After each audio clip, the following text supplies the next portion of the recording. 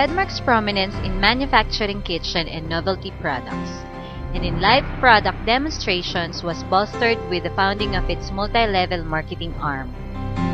1999.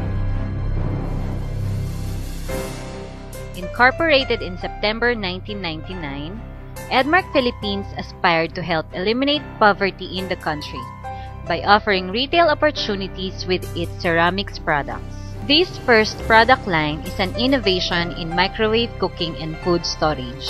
Inafternet ko unang-unang nakita yon sa Santa Rosa. Pero hindi pa ako nire-recruit noon. Pinakita pa lang sa amin.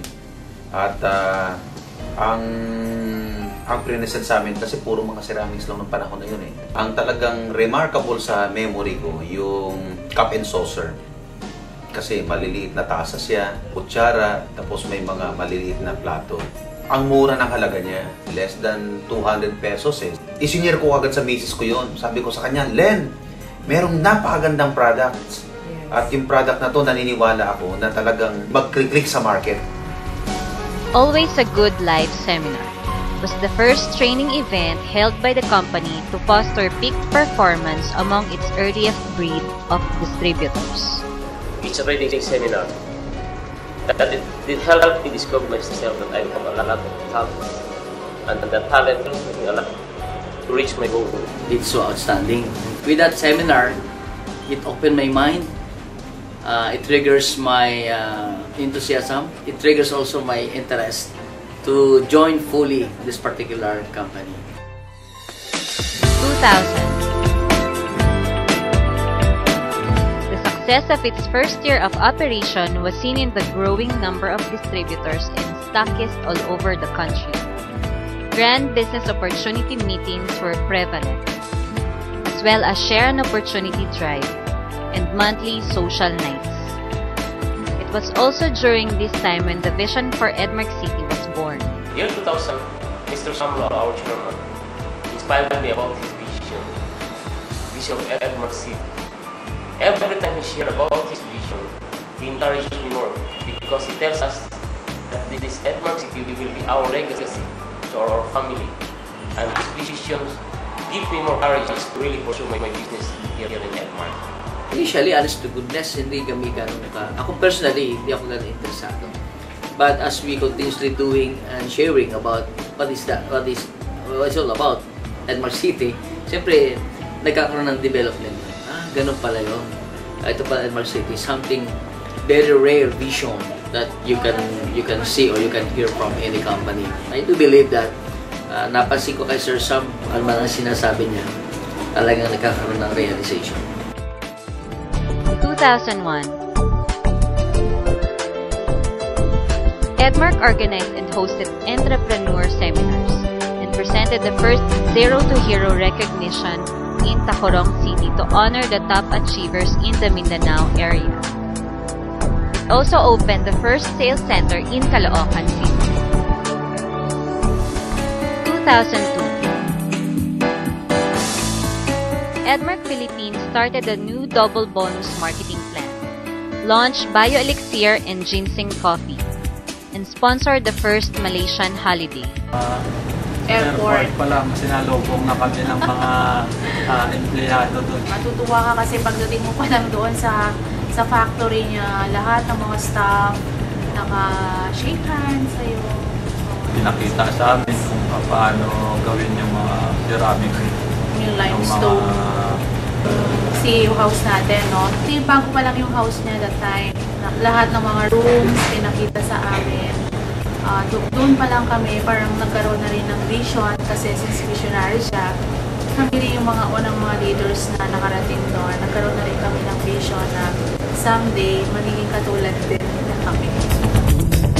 Several branches opened in Luzon, Visayas, and Mindanao, and seminars like HBOM, NDT, and TNT were created and held successively.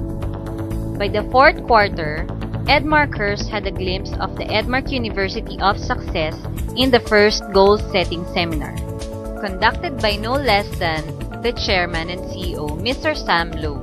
Tinuro niya, kailangan, pag binasa mo yung script na yun, may passion. Ay, noong una kami, basa, yung parang talagang talagang nung malaunan, with passion, ganon. So, nung sinasabi namin with passion na talagang I'm special, pagdating sa I'm special, kasi pagdating sa crown talaga, I'm a crown, I'm special, ganon. Pagdating sa special, naiyak na ako. Sabi ko, special pala ako. Nanggigigil na ako. Nakita namin kay Mr. Samlo na talagang siya yung gumagawa noon eh. Alam namin ginagawa niya, gawa na yung tinuturo niya sa amin. All the modules were done by Mr. Sam, and it was really a personality changing seminar. From the goal-setting seminar, from that module, the other components of the education system came in. Training the new trainers, success systems managers, MLT, mentoring leadership training program, which includes weekly tactical meetings and all that sort. So basically, the EDMAC education system equips the distributors to become really effective distributors to reach their goals in life and reach their goals in their EDMAC business. 2003. The Green Wine, Splina Liquid Chlorophyll was launched during the first local travel seminar held at Willis Beach Resort in Boracay. We arrived there at around lunchtime. We had a good lunch place, and then the activities in the afternoon started. We had fun, we had games in the afternoon. We enjoyed our stay in Boracay. A few days after, a small group of qualifiers had an international escapade with the company's all-expense-paid trip to Bangkok, Thailand.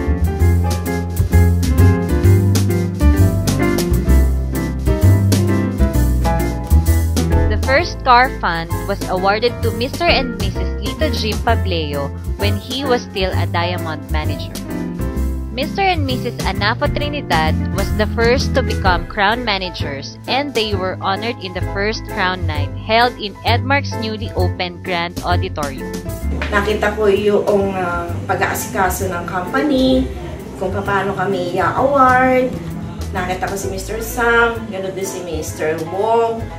Ang hindi ko malilimutan sa first Crown Night is yung kami ba ipinasakay dun sa inayusan nilang trolley. Dahil siyempre sasalubungin ka ng mga business partners mo. Pagkatapos doon, nung nasa States na kami, nagsalita na ako, nagpasalamat ako, di ba, sa aking mga business partners. Tapos nagsalita yung si Mr. Trinidad.